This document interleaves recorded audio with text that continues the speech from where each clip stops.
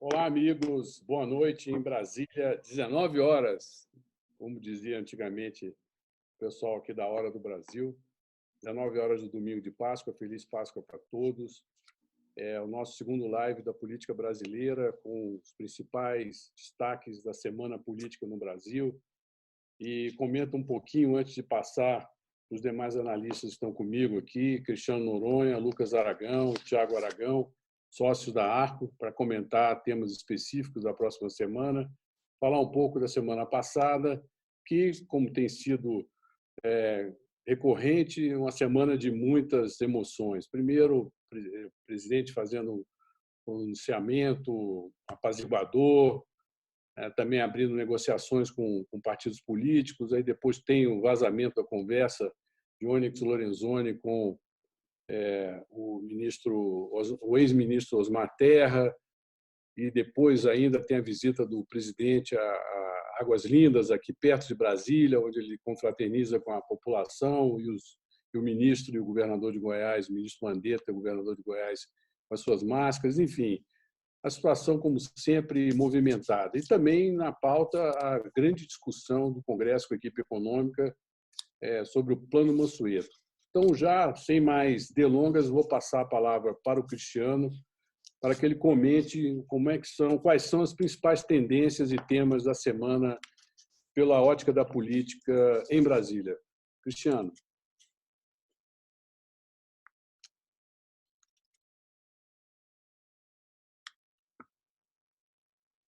Cristiano está sem som. Agora foi. Bom, boa noite a todos, boa noite, Tiago, boa noite, Murilo, boa noite, Lucas.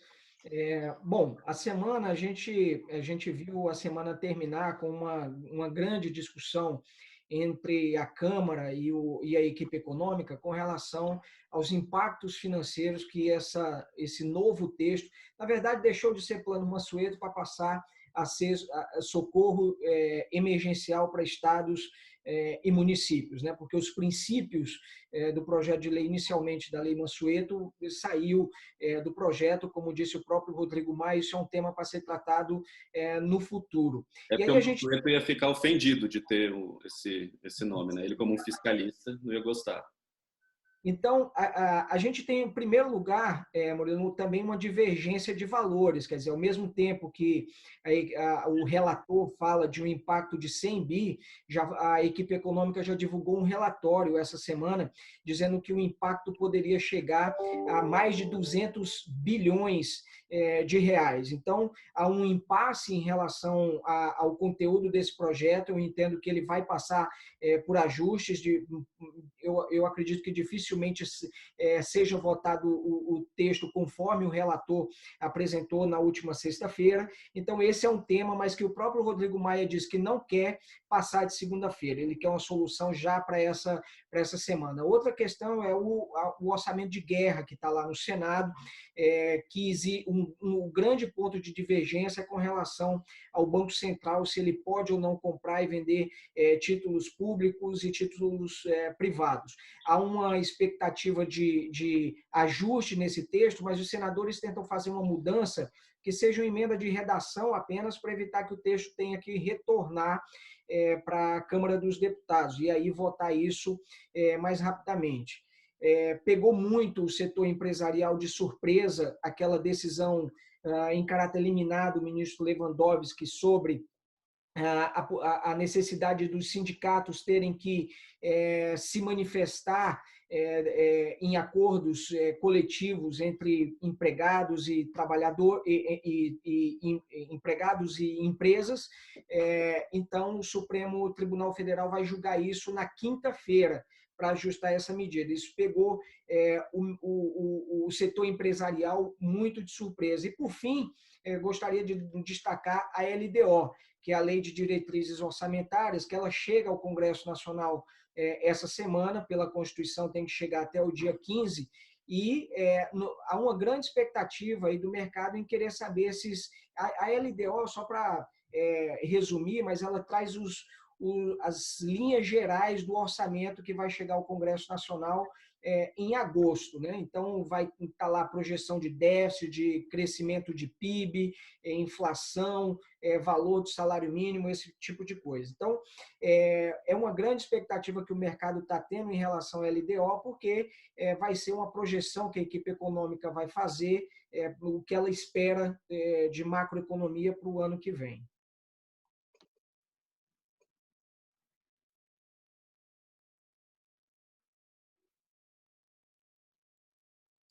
Desculpe.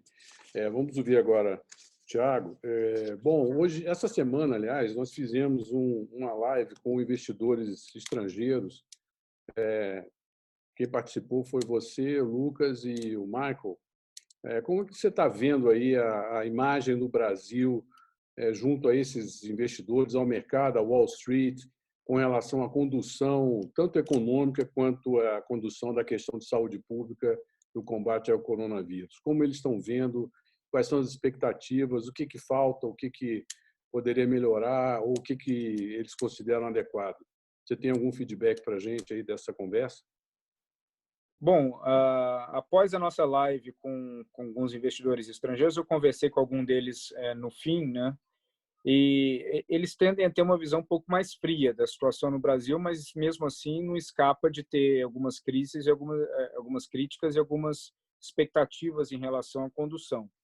Primeiramente, existe sim uma crítica em relação à condução política de todo o processo, sem entrar no mérito das escolhas do presidente Bolsonaro. Eles enfatizam a ausência de estratégia no processo de posicionamento do presidente Bolsonaro.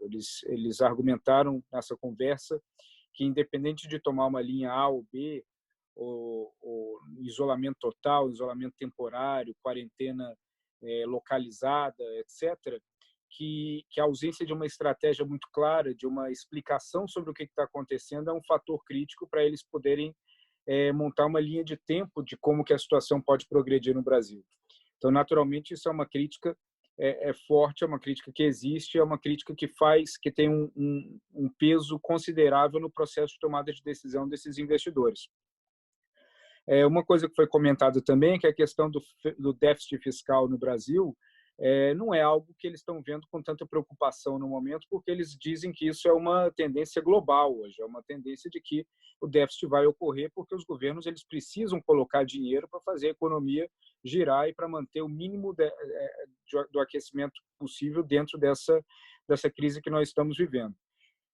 O setor, o agrobusiness, assim como a mineração, são duas áreas de interesse de médio e longo prazo. Eles entendem que essas são áreas que podem ser relativamente preservadas em relação à crise do coronavírus e que, desde que a logística não seja severamente afetada durante os próximos meses, eles imaginam que são dois setores que podem se erguer com mais velocidade do que setores, por exemplo, vinculados a serviços. Enfatizaram também o interesse e a importância em compreender o avanço da discussão sobre o saneamento público, de que agora, mais do que nunca, isso pode se tornar uma prioridade ainda mais clara do governo, dado que o problema do saneamento no Brasil começa a se amarrar de uma forma muito forte com o problema do próprio coronavírus, dado que nós temos comunidades no Brasil onde há uma instrução de lavagem das mãos, por exemplo, e, ao mesmo tempo, não existe água corrente. Conversaram também mencionaram a privatização da Eletrobras como algo de muito interesse, e isso vai de encontro, isso combina com as últimas declarações do ministro Guedes, onde ele enfatizou essa importância. Trouxeram também à tona a questão do leilão do 5G, que, por mais que a Anatel tenha a expectativa de que esse leilão do 5G ocorra em novembro ou dezembro desse ano, eles estão apostando mais para o início de 2021. Naturalmente, o conflito entre executivo e legislativo foi lembrado. Eles entendem que hoje o legislativo vai sim ficar do lado do governo nas questões relacionadas ao coronavírus, mas eles querem também entender quais vão ser as cicatrizes dessa relação para o pós-coronavírus, principalmente quando as reformas voltarem à agenda. Então, e ultimamente também perguntaram sobre como que fica a relação Brasil e China, dada a mensagem dúbia que o governo vem enviando em relação à China, por um lado buscando uma cooperação e e a dependência comercial muito grande, e, por outro, os ataques e menções agressivas que partem de dentro do próprio governo. Bom, com relação à China, Tiago, você comenta mais tarde.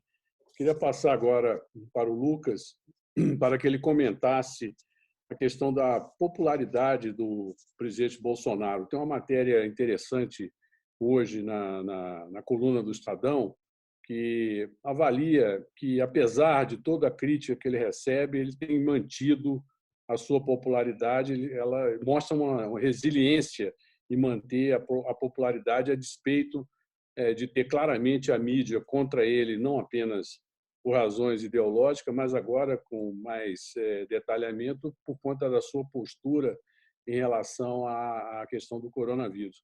Como você vê isso, Lucas? A resiliência da popularidade do presidente Bolsonaro.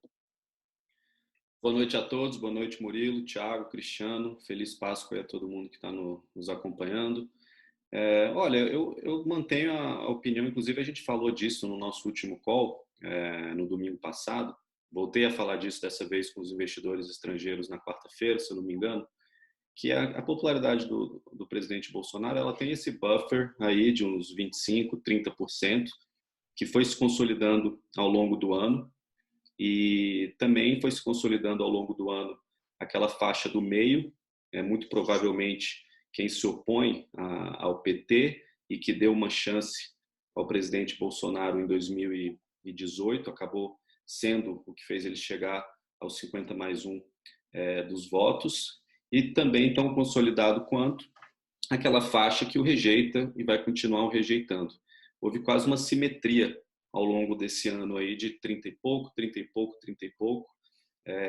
E o Bolsonaro se viu numa situação onde ele perdeu popularidade ao longo do início do mandato, mas se manteve numa situação confortável ao longo do ano, por algumas razões. Você ter 25%, 28% de ótimo bom é uma grande notícia para questões de manutenção de mandato, de eleitorabilidade para 2022 e até de conforto de avançar algumas narrativas. Acontece que não é o suficiente para que ele tenha ali uma maioria da sociedade apoiando as suas agendas. Tanto é que ele, ao longo dos últimos meses, tentou avançar algumas agendas, usando a sociedade, a pressão popular e a pressão das redes sociais, e conseguiu algumas, outras não. Ele foi muito bem sucedido na narrativa da reforma da Previdência, mas que também já vinha de um debate muito intenso, já vinha de uma tentativa desde o governo Temer, não foi escondida na eleição, falou-se de reforma da Previdência o tempo inteiro. Então, a gente teve até manifestações públicas, as pessoas indo às ruas pedir que a reforma da Previdência fosse aprovada. Mas, no meio dessa estratégia, várias coisas também ficaram pelo caminho, medidas provisórias, decretos revertidos, a questão das armas, que ele teve que voltar atrás, e era uma pauta importante para parte do eleitorado dele, a questão da MP do saneamento, que não era dele originalmente, mas caducou durante o seu mandato, e era algo que o governo e a equipe econômica via com ótimos olhos. O que eu vejo hoje de maior risco para o Bolsonaro, na questão da popularidade, são duas coisas. Primeiro, a gente vê, segundo as pesquisas, governadores se fortalecendo, a gente pode falar disso um pouco depois, e uma opinião pública que tem dado mais apoio à postura do Ministério da Saúde. Isso é muito importante, eu vejo isso pouco comentado nas pesquisas, na imprensa. A pesquisa que deu esse apoio ao Mandetta não o perguntou do apoio ao Mandetta especificamente, mas sim ao apoio do Ministério da Saúde como instituição. Então fica uma ligação muito mais próxima ali ao presidente do que se fosse uma personalidade fora ali, como se fosse só um ministro na pergunta da pesquisa. Então fica ali um paradoxo, porque as pessoas rejeitam, boa parte da população se manifestando, segundo as pesquisas, a favor de uma quarentena um pouquinho mais forte, e olha o Bolsonaro não defendendo, mas seu ministério defendendo. Então, acho que fica até confuso para a população. O que eu vejo da popularidade daqui em diante? Para mim, o maior risco da popularidade daqui em diante para o presidente Bolsonaro é o enfraquecimento daquele que o considera regular.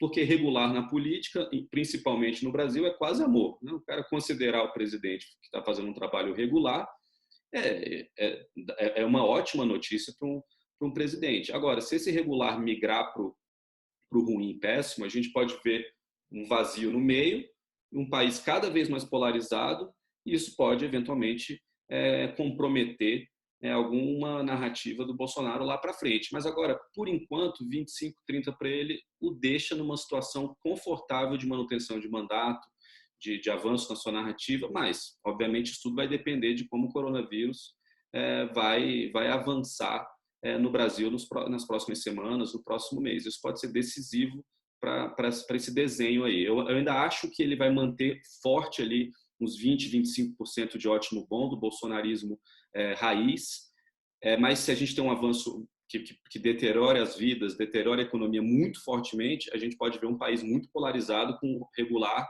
migrando para o ruim e péssimo. Murilo, eu queria aproveitar aqui, Murilo, te fazer aqui uma provocação também. A gente viu nessa semana que passou, e a crise do coronavírus tem deixado isso muito forte, mas o Congresso avançando em concessões e aumento de gasto na parte fiscal. O do Plano Mansueto foi o que ficou mais evidente na última sexta-feira. E hoje, inclusive, a revista na Veja publica que, em conversas reservadas, portanto, ainda a gente não viu isso saindo de uma forma explícita da boca do presidente do Senado, mas a Veja atribuindo ali a ele, por uma questão de conversa reservada, de que o governo Bolsonaro acabou. Então, como é que você vê essa relação da equipe econômica com o Congresso, uma disputa? Existe uma clara preocupação do secretário Mansueto de não aprovar gastos que sejam definitivos, que avancem para o orçamento de 2020, 2021, 2022, e, ao mesmo tempo, a gente vendo essa tensão no mundo político com essas conversas sobre o fim ou não do governo Bolsonaro. Bom, Cristiano, é uma situação realmente complexa. Vou começar pela parte do conflito. Bom, na semana passada já estava evidente o relacionamento entre governo, mais especificamente equipe econômica e Congresso, não andava bem. E não vai andar bem, porque há diferenças de opinião, há diferenças de entendimento, há diferenças de percepções, o diálogo não é bom, a relação não é positiva. Então, hoje, o governo é passageiro do Congresso em termos de definição de agenda, enfim, em especial agendas orçamentárias e agendas econômicas. E o Congresso, por tradição, ele é sempre a favor de ampliar o gasto público, de aumentar, enfim, vamos dizer, as transferências que possam beneficiar, sobretudo, estados e municípios, que são fortes, principalmente os municípios, que são muito fortes dentro do Congresso. Então, sem uma base política sólida, o Congresso, o governo fica na mão do Congresso. Então, nós vamos ver essa situação se repetindo, e ela foi minimizada no ano passado pelo bom entendimento entre Paulo Guedes e Rodrigo Maia. Já hoje, esse entendimento não é tão bom quanto foi, é mais instável, e, com isso, existe a possibilidade de surpresas negativas para a equipe econômica dentro do Congresso. A segunda parte da sua pergunta diz respeito a essa suposta declaração do presidente Davi Alcolumbre do Senado de que o governo Bolsonaro acabou. É evidente que é uma força de expressão, que ele aí, se é verdade que ele disse isso, ele carrega nas tintas, né? É evidente que o governo Bolsonaro não acabou, mas, por outro lado, revela a ausência de uma estratégia política consequente que, pelo menos, minimamente garanta ao presidente Bolsonaro uma proteção dentro do Congresso Nacional. Quer dizer, ele não consegue já controlar a agenda, não tem um relacionamento estável com as lideranças do Congresso e, por isso, deu margem a esse tipo de reflexão, que é corrente em Brasília. Hoje, aliás, Brasília é um lugar que se fala muito e se publica pouco do que se fala, porque há realmente um ambiente de conflito, há um ambiente de percepções diferentes dentro do governo, sobre o próprio governo e entre o governo e o Congresso. Agora, o fato é, no bom sentido, que o presidente também, ao lado daquele discurso que foi mais, vamos dizer, apaziguador, ele abriu um canal de comunicação com os presidentes de partidos. Ele conversou já com pelo menos 2 ou 3 presidentes dos partidos que integram a base do Centrão. Talvez ali esteja se revelando a construção de uma estratégia onde ele vai procurar se fortalecer dentro do Congresso Nacional pela via dos presidentes de partido. Ele conversou com o Ciro Nogueira, presidente do PP, com o Marcos Pereira, presidente do PRB, e também com alguns outros, e convidou outros que ficaram de conversar com ele nos próximos dias, nas próximas semanas. Então, é uma situação difícil que revela o fato de que o governo realmente não tem base dentro do Congresso Nacional e, por isso, gera esse tipo de comentário. Agora, dizer que o governo acabou é cedo, até porque o Bolsonaro mostra resiliência na popularidade e a gente pode até achar que não é impossível que a estratégia dele de combate ao coronavírus tenha resultado.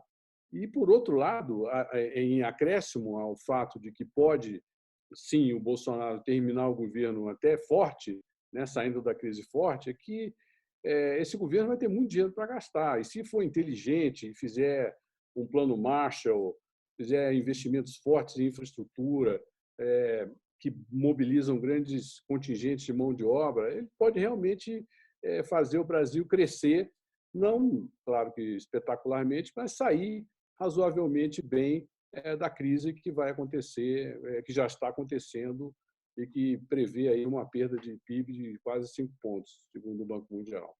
Mas e lembrando também essa questão aí da declaração do Alcolumbre, o Centrão, esses últimos meses, já flertou ali com a oposição em alguns momentos, né? Já teve ali uma pressão para o empréstimo compulsório. Tá certo que o empréstimo compulsório era uma autorização para o Ministério da Economia, não necessariamente eles tomariam essa decisão. Teve a própria questão do BPC, que depois o TCU interviu, mas a gente vê esse engajamento ali do Centrão e da oposição criando dores de cabeça para a equipe econômica, para o governo. E no ano que vem, sem o Maia, talvez essa dependência do Centrão fique ainda mais importante caso a gente tenha aí na presidência da Câmara um nome do Centrão puro ali, do Centrão tradicional ali, como o Aguinaldo, Ribeiro ou o próprio Arthur Lira. Então, esse governo, se não quiser mais ser passageiro do Congresso Nacional, tem muito trabalho a ser feito ali pela Segov, na figura do ministro Luiz Eduardo Ramos. Lucas, a propósito do seu comentário, há quem eu já ouvi esse comentário de ministro do governo, de que ruim com Rodrigo Maia, pior será sem Rodrigo Maia. Quer dizer, então, existe, por parte de uns, um temor de que a saída do Rodrigo Maia piore ainda mais o quadro dessa relação do governo com o Congresso. E o ponto central é que o Rodrigo sempre teve um compromisso com as reformas. E esse compromisso com as reformas serviria como um anteparo a loucuras mais agressivas de caráter fiscal ou orçamentário por parte do governo, por parte do Congresso. Então, há uma preocupação com relação realmente a impossibilidade do Rodrigo continuar, né? Porque, pela regra, ele não pode se candidatar novamente, só se houver uma mudança de regra, difícil, ou uma interpretação judicial, que é até possível, mas o fato central é de que a presença do Rodrigo, por mais que o ambiente não seja bom, o clima de entendimento seja complexo, difícil, mas ele termina pela sua adesão à agenda de reforma, tendo certas vantagens. E, por outro lado, como você disse, o Centrão mais raiz não tem a vocação para as reformas, eles têm outras prioridades. Então, o ano que vem pode ser um ano complexo de debate entre o Congresso e o Executivo. Quer dizer, Murilo, dois aspectos ainda nessa questão da sucessão da Câmara e do Senado. Quer dizer, ela passa a ser ainda estrategicamente mais importante para o governo e ainda motivo maior de preocupação pelo lado do mercado, em especial, porque duas questões aí vão ser fundamentais. Quer dizer, a primeira é para conter eventuais aumento de gasto por parte do Congresso Nacional. A gente já comentou aqui na semana passada sobre essa possibilidade, havendo há uma preocupação para além de 2020, dos efeitos do coronavírus, com um contingente de desempregados ainda maior, de algumas dessas políticas que hoje estão sendo feitas de gasto, elas serem postergadas até o ano que vem. Então, deve haver essa pressão do Congresso. E o outro é o andamento das reformas. Quer dizer, por dois motivos, se o próximo presidente terá ou não condições de avançar nas reformas. Então, basicamente, essas duas grandes preocupações para o próximo presidente, não apenas da Câmara, vale dizer, mas também do Senado.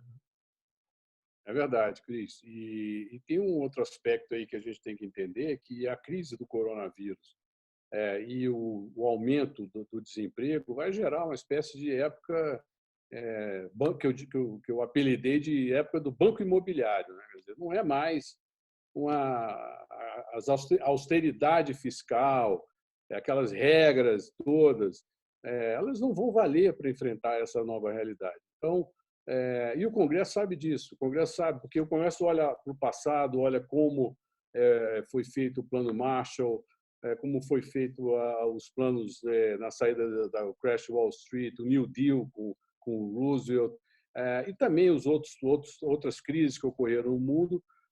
O mundo imprime dinheiro, como o próprio Henrique Meirelles sugeriu. Então, o discurso fiscalista ele perde muita consistência. É evidente que o Mansueto, pela até responsabilidade que ele tem, ele vai tentar organizar esse banco imobiliário de maneira que não vire um Panamá de dinheiro público sendo jogado ao léu. Mas o fato central é que não há a menor hipótese do Brasil superar essa crise com remédios de ortodoxia financeira, e que já revelavam a dificuldade do país, antes da crise do coronavírus, de tomar impulso, de ganhar tração para crescer, porque o governo, no ano passado, foi contracionista, ele não gastou, ele reduziu a participação do crédito público no investimento de infraestrutura. Essa época acabou, e o Congresso sabe disso também. Então,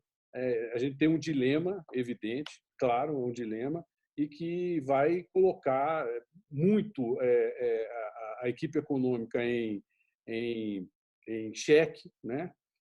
Se as respostas da equipe econômica não foram satisfatórias. Até agora, até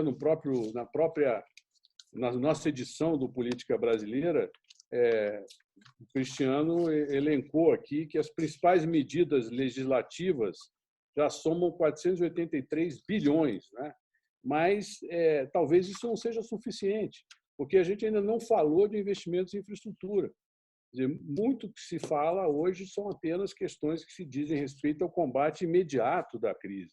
Ainda não entramos no que alguns países já estão pensando. Por exemplo, os Estados Unidos já está pensando aqui, tem até um trabalho que o Coronel Tavares mandou,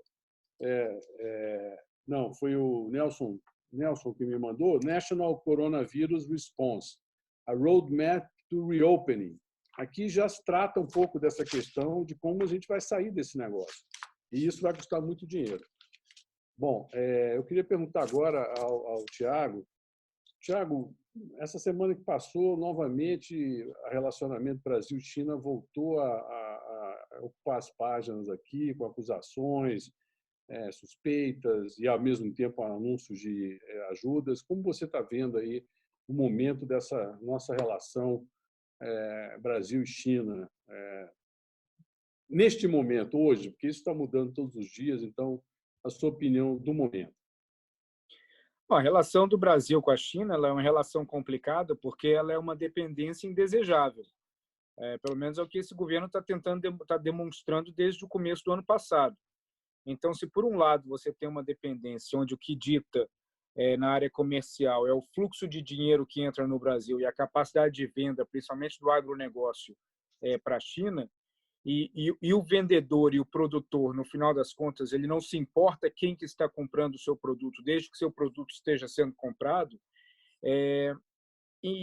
Então, essa relação você recebe sempre, você receberá a pressão desses setores, principalmente de mineração e de agronegócio, dentro da lógica mais clara do capitalismo. Então, aqueles que querem comprar, você vai estar preparado a vender. Agora, dentro da mentalidade e da visão do mundo do governo, isso não é necessariamente desejável que esse comprador seja a China. Bolsonaro já deixou claro, desde durante a eleição, em 2018, que o ideal era o Brasil, aos poucos, mudar o destino de certos investimentos e ter outro tipo de compradores que se alinhassem mais ainda com a visão de mundo do Brasil e que fossem complementares a outros objetivos que o governo também vem demonstrando. Bom, então hoje o que nós temos por um lado, nós temos situação onde o ministro da Saúde, o Mandetta, ele está no telefone com a China tentando convencer para que ventiladores e equipamentos médicos e de usos emergenciais e nos hospitais deixem de ser redirecionados para outros países e venham ao Brasil. Em paralelo a isso, você tem outras áreas do governo publicando críticas e estimulando críticas mais agressivas e posicionamentos mais agressivos em relação à China. Independente qual seja o objetivo do Brasil, qualquer uma das duas linhas requer uma estratégia.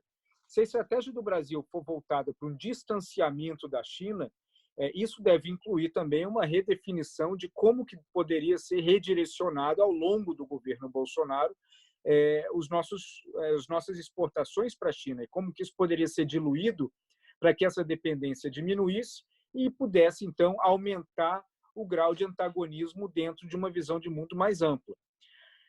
O que falha hoje, podemos ver, a grande falha é que, independente se o objetivo for uma aproximação ou uma antagonização, para os dois lados falta uma estratégia.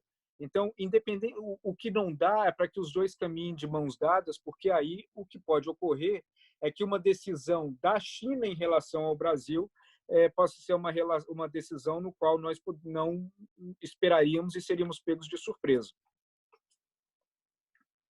Tiago, você fala em falta de estratégia. Claramente falta uma estratégia, porque eu me lembro bem que no começo, ainda bem, acho que não tínhamos nem começado o governo Bolsonaro, mas houve uma declaração do ministro Paulo Guedes com relação ao Mercosul. Ele foi até um pouco assertivo, né, com a jornalista argentina.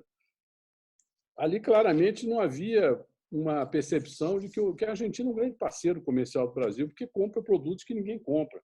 O Brasil é o maior parceiro, a Argentina é o maior comprador de produtos industrializados do Brasil.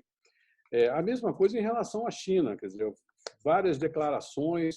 Agora, ocorreram também idas e vindas, né? Por exemplo, a participação chinesa no pré-sal, no leilão do pré-sal foi positiva. A vinda, tanto a visita de Bolsonaro à China foi muito boa, né? No sentido para a relação pessoal com o Xi Jinping, e também a vinda do Xi Jinping aqui no BRICS, ele também se sentiu muito bem no contato com o Bolsonaro. Agora, mas você fala da falta de estratégia. Eu queria colocar essa pergunta para todos aqui. Qual é a estratégia de Bolsonaro? Eu queria começar pelo Cristiano. Cristiano, qual é a estratégia do Bolsonaro hoje? Ele antagonizar certas medidas do ministro Mandetta, do seu ministro, ao mesmo tempo fazer esse discurso, mas, por outro lado, mantém ainda o apoio às políticas do Ministério da Saúde. O que o presidente Bolsonaro quer com essa estratégia? Ele prossegue com a intenção de dividir para governar? Seria essa a visão? Essa pergunta vai ficar colocada para todos aqui, até eu também vou tentar responder. Começa por você, Cristiano. Mais difícil para você aí. Obrigado. Mas, bom, Murilo, eu acho que, num primeiro momento, o Bolsonaro ele já está criando uma espécie de antídoto, né? Quer dizer, ele sabe que acho que a gente comentou isso também no final de semana passado, mas quando o governo anunciou um pacote de medidas voltado à manutenção de emprego, ele disse que se o governo não adotasse nenhuma medida, nós teríamos um aumento do contingente de desempregado da ordem de 12 milhões de pessoas. E com as medidas que o governo adotou, nós teríamos aí agora, podemos reduzir isso para algo em torno de 3 milhões de pessoas novas entrando nessa categoria de desempregados. Então, para mim, o Bolsonaro ele tenta criar uma espécie de antídoto, no sentido de falar, eu alertei a todos sobre esse risco, e, no entanto, não fui seguido, né? E existem vários empresários, microempresários, que estão também sofrendo dia a dia desse isolamento com o fechamento dos seus negócios, que estão perdendo receita, que também se associam muito a esse posicionamento do Bolsonaro. Então, claramente é um discurso, eu acho, para se antecipar a eventuais problemas que a gente vai ter lá no futuro, mas, ao mesmo tempo, o que é importante, como falou até o Lucas aqui no começo, ele não, pelo menos na prática, apesar de no discurso ele falar isso, mas na prática ele não se distancia muito da política de isolamento, na medida em que o Ministério da Saúde está ainda sustentando essas medidas e está recomendando diariamente essas medidas de isolamento, de que as pessoas fiquem em casa, de que os negócios fiquem também fechados. Então, ao mesmo tempo que ele tem um discurso mais voltado para a economia, e um discurso até forte em relação a isso, mas ele também não desfaz, vamos dizer assim, as medidas que são adotadas pelo Ministério da Saúde. É importante ressaltar que o Ministério da Saúde está também seguindo ainda várias orientações da Organização Mundial de Saúde, apesar da gente ter algumas divergências no Executivo. Então, para mim, o presidente está tentando criar um antídoto, uma espécie de alerta nesse momento para dizer isso, o resultado que temos hoje, porque certamente isso, Murilo, será uma acusação, vamos dizer assim, que a oposição fará. Quando tudo isso passar e que nós tivermos já superado esse problema do coronavírus, vai haver um contingente de desempregados, talvez de empresas que fecharam, e certamente a oposição colocará isso na conta do governo. Então, o governo tenta, obviamente, se proteger com relação a isso. E aí, Lucas? Eu acho que o presidente sempre teve uma postura muito diferente sobre o que é narrativa e o que é política pública.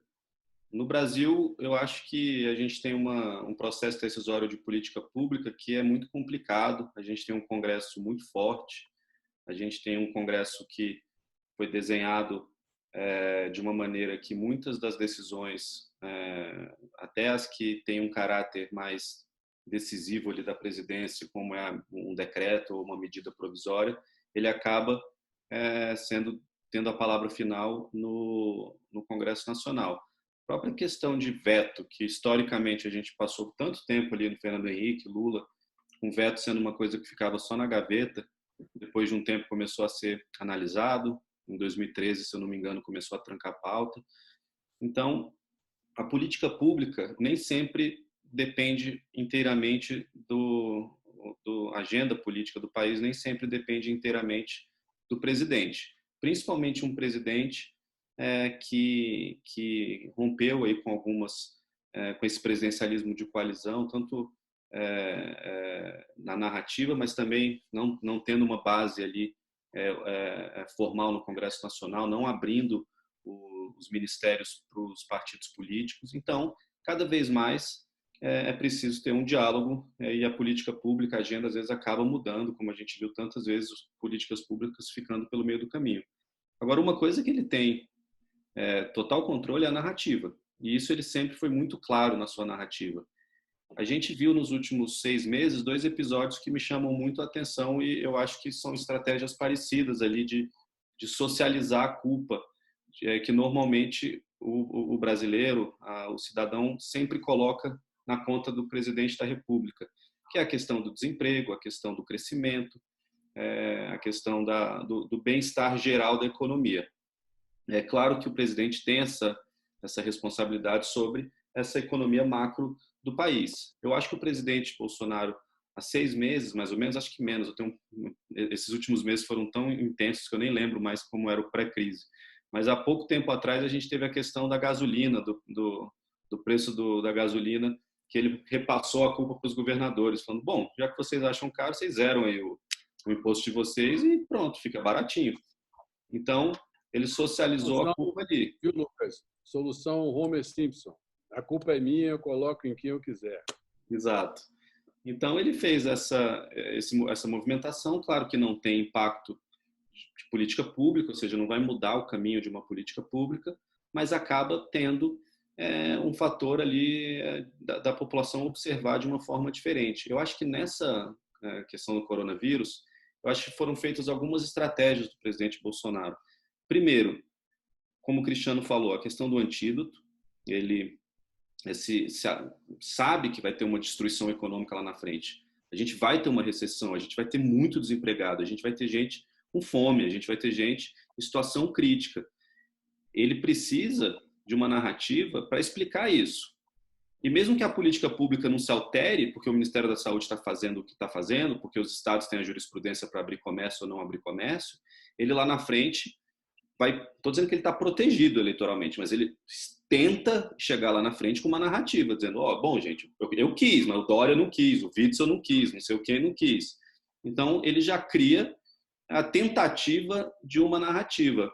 Agora, eu acho que o que ele também fez no início, ele é um presidente, ele é um político que sempre dependeu muito do seu instinto. Ele é um caso diferente da nossa política. Um deputado que ficou 30 anos em Brasília, muitas vezes ali sem ser um dos cabeças do Congresso Nacional, e que catapultou para a presidência porque ele olhou a possibilidade de uma narrativa antipetista destruidora catapultá-lo. Então, ele confia muito no instinto dele. Eu acho que no início da crise, ele teve por instinto uma visão de que ninguém estava prestando atenção nos empregos das pessoas. E ele bateu muito nessa tecla. Muito, muito, muito, muito. Exclusivamente nessa tecla. À medida que o tempo passou, 1 semana, 2 semanas, ele olhou para a situação e falou assim, bom, tem gente, as pessoas se importam com isso também. No entanto, o Ministério da Saúde está se saindo bem segundo as pesquisas, o Mandetta está saindo bem segundo as pesquisas, o Dória e o Witzel melhoraram segundo o Datafolha, de maneira clara, não foi nem na margem. Então, eu acho que nesse momento ele falou, bom, eu posso ter exagerado, esticado a corda nisso, então agora eu vou tentar ficar com o pé em cada canoa. Eu vou tentar fazer essa junção de vidas e emprego, que foi o que a gente viu nos últimos... e por isso que às vezes choca tanto parte da sociedade, parte da imprensa, porque é paradoxal. Às vezes ele fala isso, aí vai para as ruas, aí depois fala das vidas, aí o Ministério da Saúde. Mas isso eu acho que é uma estratégia de um pé em cada canoa, porque o brasileiro hoje se preocupa com essas duas coisas. Tiago, e aí, sua opinião aí sobre a estratégia do Bolsonaro? Bom, vocês colocaram já pontos interessantíssimos e que eu concordo. Agora, a narrativa dele segue similar em qualquer assunto, em qualquer tópico, seja coronavírus, seja Estados Unidos, seja China, seja Congresso. A lógica ela é muito similar em qualquer situação, porque o poder dele vem na polarização. E a polarização requer que você coloque no imaginário da sociedade ele versus alguém, ou ele versus algo. Como ele tem uma credibilidade forte com pelo menos 1/3 do eleitorado, e existe aquela zona cinza que o Lucas mencionou muito bem, do eleitorado que considera regular e pode mudar para um lado ou para o outro, você ainda tem uma parcela deles que fica do lado dele dependendo do tema. Quanto mais você cria uma polarização, mais você consegue sair da essência do assunto em discussão e entrar na questão do mensageiro. Então, para ele, toda vez que você coloca uma polarização num debate, ele tenta transferir a confiança da sociedade no mensageiro ao invés da mensagem. E aí entra a questão que o Lucas colocou da convicção pessoal. Então, a convicção pessoal do presidente Bolsonaro, ela antecede qualquer estratégia. Qualquer formulação de estratégia ela é feita a posteriori da convicção pessoal dele. e não a priori. Então, quando ocorre isso, o Bolsonaro ele já está um passo à frente, enquanto seus opositores ou enquanto seus antagonistas estão discutindo o tema em si, ele está discutindo a credibilidade do antagonista de debater com ele. Então, ele fez isso durante a campanha, ele fez isso com o Congresso. No momento que ele percebeu que o Congresso estava conseguindo dominar a agenda, ao invés de debater a agenda, ele trouxe à tona o debate da credibilidade e da legitimidade do Congresso para debater a agenda. Então, no momento que o Witzel começou a bater de frente com ele, o assunto em si foi relegado a segundo plano e a legitimidade e credibilidade do Witzel foi o que surgiu. O mesmo com Dória agora. Então, o Bolsonaro ele segue uma fórmula que se mostrou vencedora nas eleições, onde você, de uma forma muito sutil, mas num linguajar muito acessível, ele transfere a mensagem para um segundo plano e coloca o mensageiro na zona de embate com ele. E com 30% de aprovação, esse embate ainda o favorece. Tiago, e é muito bom a elaboração que você fez em cima do raciocínio do Lucas, quando o Lucas fala de um terço. A gente tem que notar também o seguinte, que ele se aproveita de um outro fator também, que é o fator que os 2/3 remanescentes não têm credibilidade, ou a maioria deles não tem credibilidade, porque representam um centro que, de certa forma, não conseguiu criar uma narrativa que o livrasse do mensalão, da Operação Lava Jato, ou seja, sempre o centro, com o PSDB, carregou as correntes da Operação Lava Jato, e que volta e meia aparecem, como agora, recentemente, uma declaração de que alguém que fez uma delação dizia que passou 18 anos dando propina ou mesadas a membros do partido, e também o PT. Quer dizer, então, o fato central é que o Bolsonaro ele sabe que a credibilidade é hoje o valor, ainda é o valor com maior reputação, com maior respeitabilidade perante o eleitorado. E ele tem, que é a honestidade. Podem acusar ele de tudo, mas nada que se relacione ao que foi a Operação Lava Jato. E como o outro lado da política é envolvido de alguma maneira com a Operação Lava Jato, ele aproveita essa fragilidade que ainda não foi assimilada pela opinião pública e pela população. E essa narrativa ela é uma narrativa inteligente, porque mesmo quando ele comete um erro de avaliação, ele ainda se ancora no fato do erro de avaliação ter ocorrido, mesmo dentro da esfera de credibilidade dele. Ou seja, quando ele comete um erro de avaliação, ele foi simplesmente um erro de avaliação. Quando o opositor ou antagonista comete um erro de avaliação, aí entra a questão da credibilidade de novo. Então, essa jogada da narrativa dele é uma narrativa muito inteligente, ela é uma narrativa similar ao que o Trump utiliza nos Estados Unidos. Porque os erros do Trump, o Trump sempre responde dizendo que a intenção por trás foi correta, e os erros dos antagonistas do Trump são ancorados no histórico desses antagonistas e não no processo de tomada de decisão. Interessante. Bom, um tema recorrente, já entrando aqui na reta final do nosso live, Brasília, como sempre, fervilhando de boatos e rumores.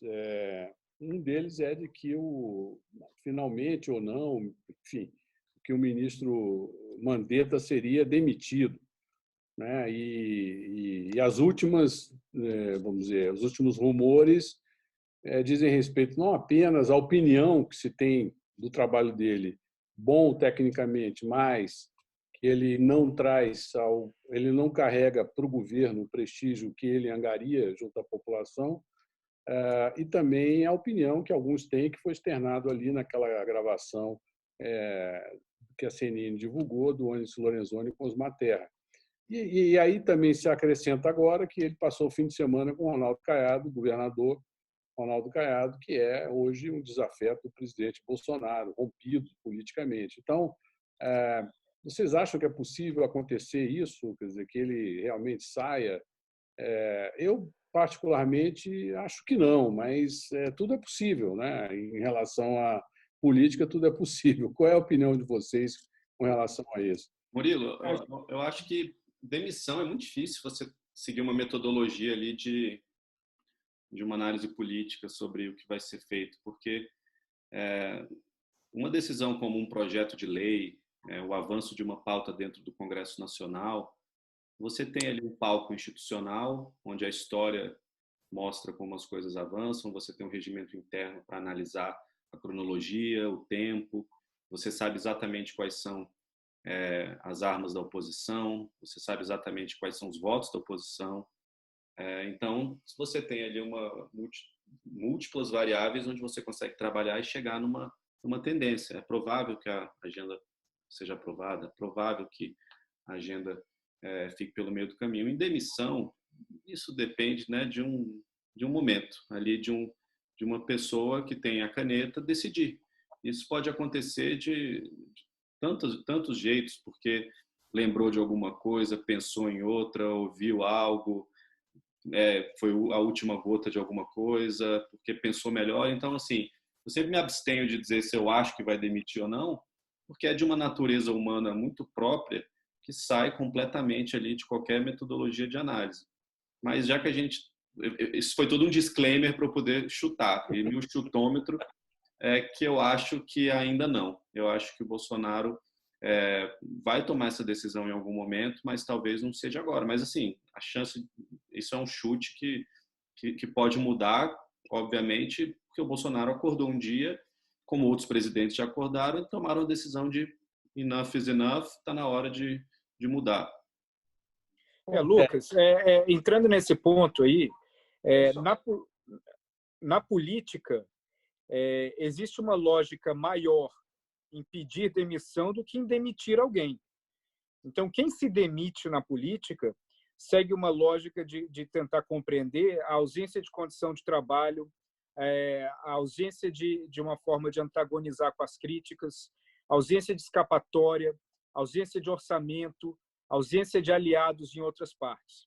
Agora, quem demite, aí é uma questão muito mais emocional, que pode envolver rivalidade política, troca por alguém que pode trazer um pacote político maior, renovação de popularidade naquele determinado setor, convergência de visões.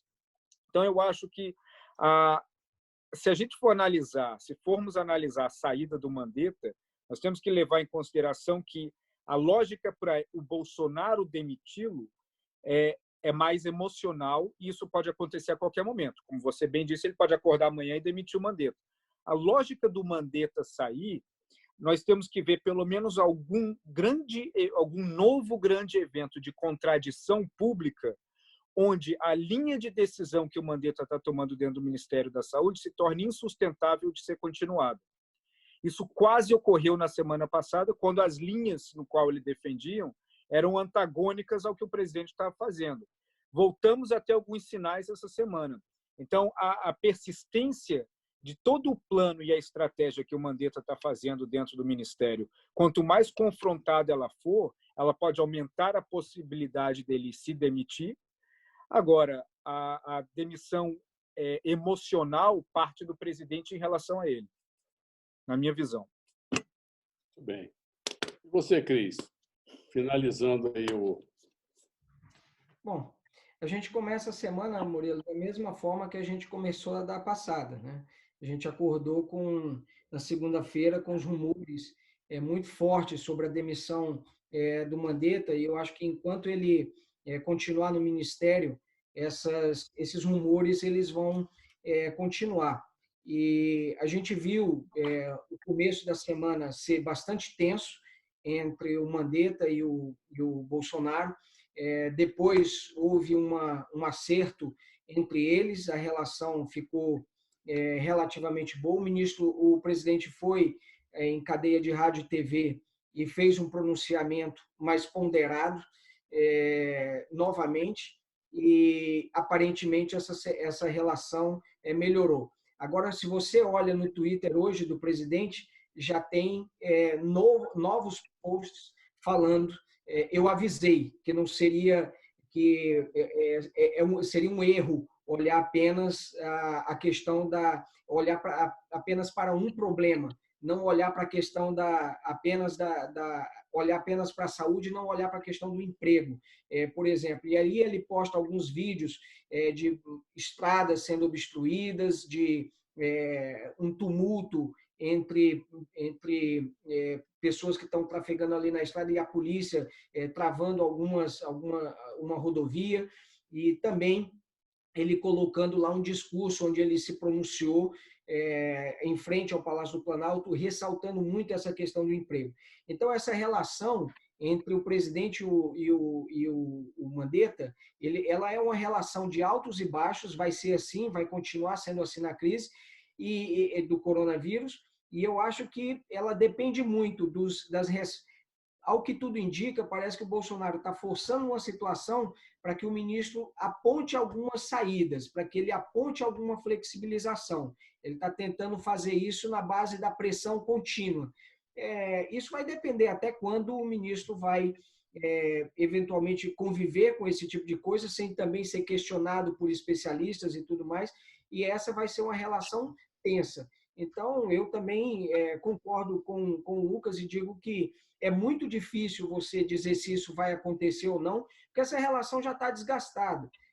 Ela pode ser reconstruída, dependendo do que o Ministério faça agora, mas, ao que tudo indica, parece uma questão de tempo isso, né? A saída dele do Ministério. O problema é que parece que o governo está ainda avaliando também qual o melhor timing, qual o melhor momento disso acontecer, sem que traga ainda maiores prejuízos tanto para o governo como um todo, como especificamente para o próprio presidente da República, dado a popularidade do Mandetta. Cristiano, e eu lembro que nós fizemos uma pesquisa no Congresso, no final do ano passado, foi publicada acho que em janeiro, né? E onde a gente levantou a opinião dos deputados sobre os ministros que tinham o melhor relacionamento com o Congresso. E o Mandetta ganhou, né? Era o que teve a melhor avaliação, né? Isso verdade, até surpreendeu muitos, né? Porque o Mandetta não era conhecido de ninguém, né? Ele tinha um perfil muito baixo como ministro da Saúde, porém, o seu relacionamento com o Congresso foi destacado como o melhor, não é isso? Exatamente. Ele ao lado da ministra Tereza Cristina, da ministra da Agricultura, o ministro Tarcísio, também de Infraestrutura, também ficou num posicionamento, numa posição boa na pesquisa. Mas merece destaque para esses dois, que obtiveram a maior nota na nossa pesquisa, o Mandetta e a Tereza Cristina. Vale lembrar que o ministro Onyx, naquela época, ainda na Casa Civil, acabou ficando como um dos ministros mais mal avaliados pelo Congresso Nacional naquela época, né? Bom, amigos, vamos encerrar, chegando aqui já na hora, só aproveitando que acabou de sair há já algumas horas o comunicado interministerial da Presidência da República com todas as ações de governo com relação ao coronavírus, a questão do coronavírus. Mas eu chamo a atenção para um ponto, que é a nota do Advogado-Geral da União, dizendo que, diante da adoção ou ameaça de adoção de medidas restritivas de direitos fundamentais do cidadão por parte de autoridades locais e estaduais, informe que a Advocacia-Geral da União aguarda informações do Ministério da Saúde e da Anvisa para medidas judiciais cabíveis com o objetivo de garantir a ordem democrática e a uniformidade das medidas de prevenção à Covid-19. Então, isso aí já é um anúncio de que a AGU deverá, em algum momento, ir ao Supremo Tribunal para assegurar o direito de ir e vir, né, principalmente aquelas localidades que estão impondo restrições mais duras. Isso aí revela... Murilo, isso é mais uma vez a vitória a tentativa de impor uma narrativa, porque eu conversei com o pessoal lá da AGU sobre isso há um tempo atrás. Eles sabem que o STF vai deixar isso na mão dos estados, mas tem que se posicionar na cabeça do governo, tem que se posicionar, tem que tentar, porque as pessoas estão preocupadas com o ir e vir delas e em trabalhar. Então, o governo, mesmo sabendo que provavelmente pode perder no STF, provavelmente vai, isso vai ser uma decisão dos estados, pelo menos eles depois dizem, ó, tentamos, está aqui, registrado em cartório, assinadinho, bonitinho, vai reclamar com o seu governador. Vale só a pena dizer que a gente já tem uma decisão em caráter liminar de um ministro do juiz, dizendo que compete aos estados definir essas medidas de quarentena. E na última live na quinta-feira, o Bolsonaro disse que a AGU iria recorrer. Então, é uma promessa aí dele fazendo recorrendo. Né? Bom, vamos nos despedir dizendo que amanhã vamos ter 11 horas. Vale só a pena dizer que a gente... Sim. Opa, entrou aqui. Fui eu aqui com erros tecnológicos, porque como eu sou palestrante aqui e operador de tecnologia, eu estou fazendo a transmissão, eu estou ainda com áudio um pouquinho... Você é o Boninho. Você é o Boninho do nosso live, né? É o BBB aqui. Tomem cuidado que eu tenho o poder de deixar todo mundo no mudo. Então...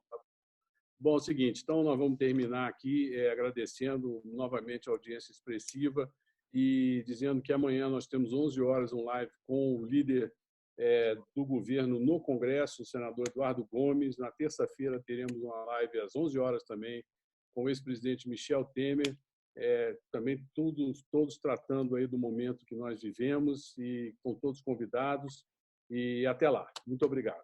E na quinta-feira a gente também vai ter uma live com o senador Randolfo Rodrigues para ver como que a oposição pretende atuar, agir nesse momento também de crise. Ok, então, obrigado a todos. Até a próxima. Muito obrigado, gente. Tchau, tchau. Obrigado a todos. Boa noite.